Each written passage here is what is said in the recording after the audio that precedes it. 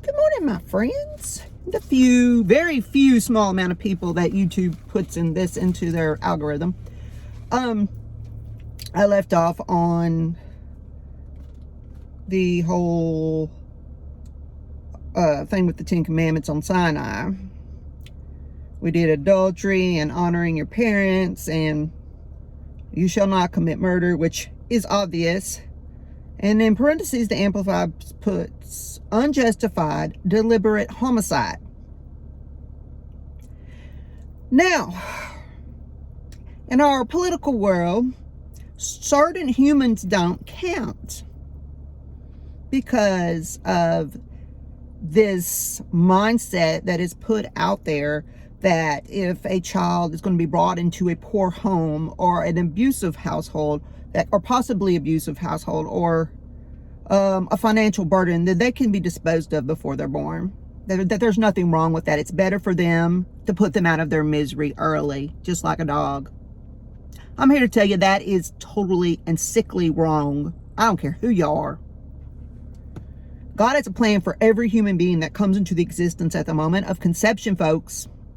Now, if you choose to step outside of that, there's a lot of roadblocks to try to get you on path. Some people just never get that, but this is a fallen world. People are going to suffer. People born into affluent families with so-called stable parents are still going to suffer somewhere in their life. So this whole concept of, well, we should just dispose of this unwanted or unplanned human being so it won't have to suffer, or its family won't have to suffer, or this old person so they don't have to suffer. It's not we're not God. Anyway, I'll digress if I stay on that one. Here's another one. You shall not steal. And in case you don't understand what that means, they put secretly, openly, fraudulently, or through carelessness. All right. Secretly, we know what that means. I'm going to sneak over here and steal so-and-so's lunch.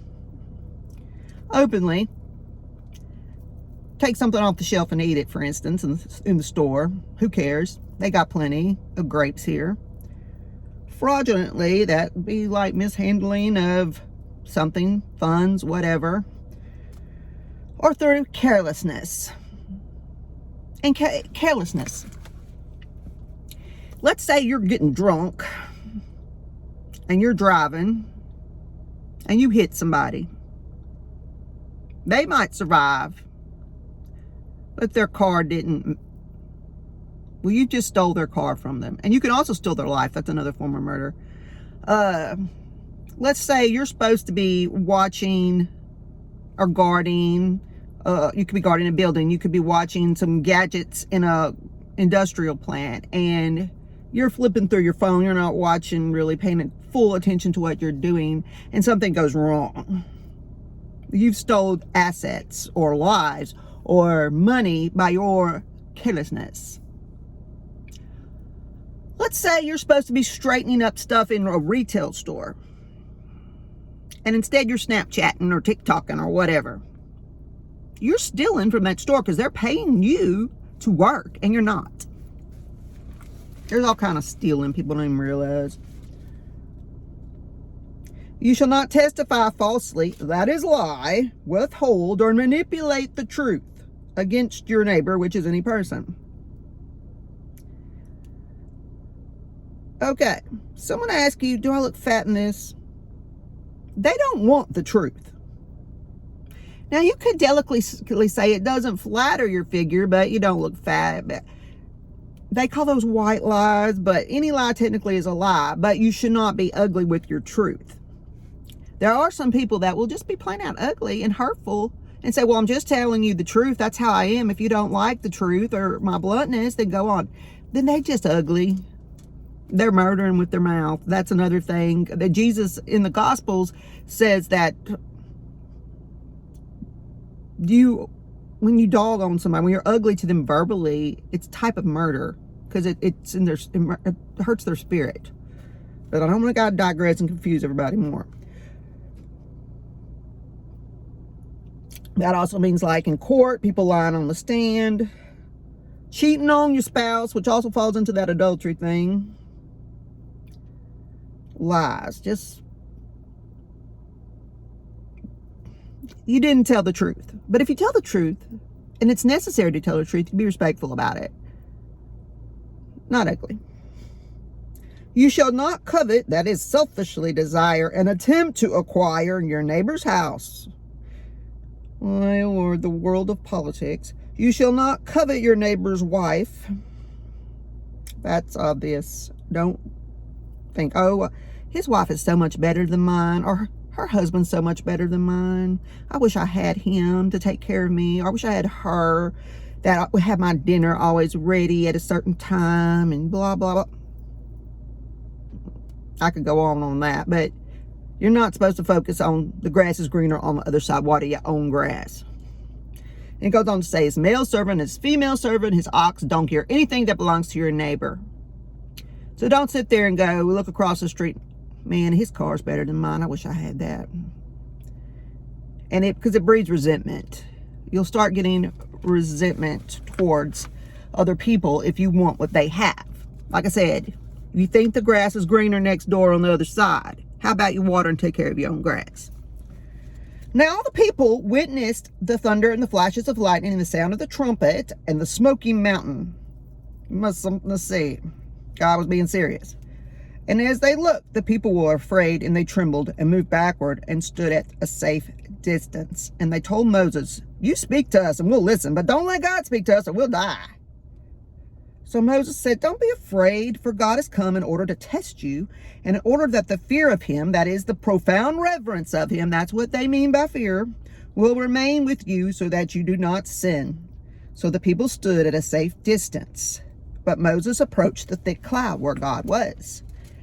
And the Lord said to him, so say to the Israelites, you've seen for yourselves that I've spoken to you from heaven. Don't make other gods to worship beside me, gods of silver, gold.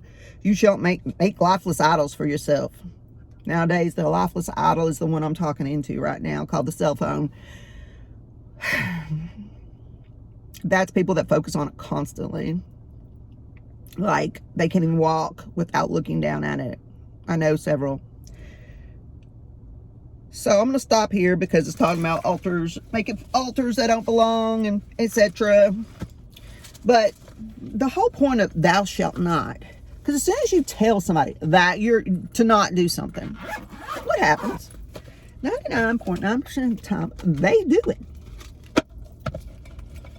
Especially young people, and myself has been included. Ooh, these are dirty. The whole point of the 10 Commandments were, these were how you should live. But they all have you shall not in it, not you shall. The point there God was making, and God is not just making this point to the set of people he's talking to at that exact moment in our earthly time frame, but overall, is that you're going to screw these up because you need me in order to do what you are supposed to do, what you shall do. That's where the shall nots came in. Because as soon as you tell somebody you shall not, they can try, but they're going to screw up. And that's when, they had all those animal sacrifices and stuff and the atoning blood for the sin.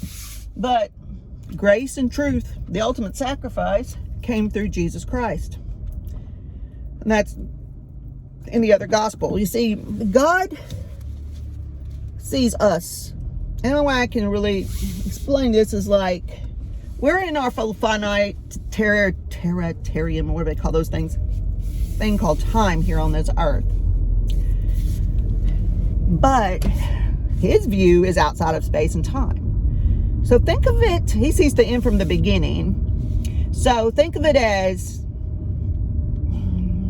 say you're up in an airplane way up, and you could see your town and the town 20 miles down the road, for instance. I haven't been in a plane since 1988, but I remember looking down and seeing roads, rivers, all that stuff. He sees the end from the beginning of the highway, of life, of time, if he's from infinity, for us.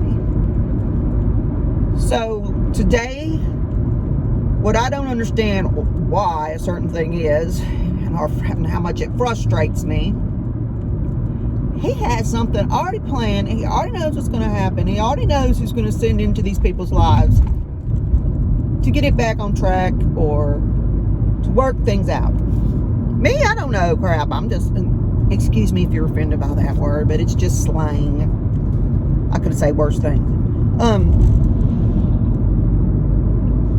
I'm just driving down the road, running late for Sunday school, about 20 minutes. But anyhow, this video's gone on long enough. Most people won't make it to the 11-minute marker. So y'all have a blessed day.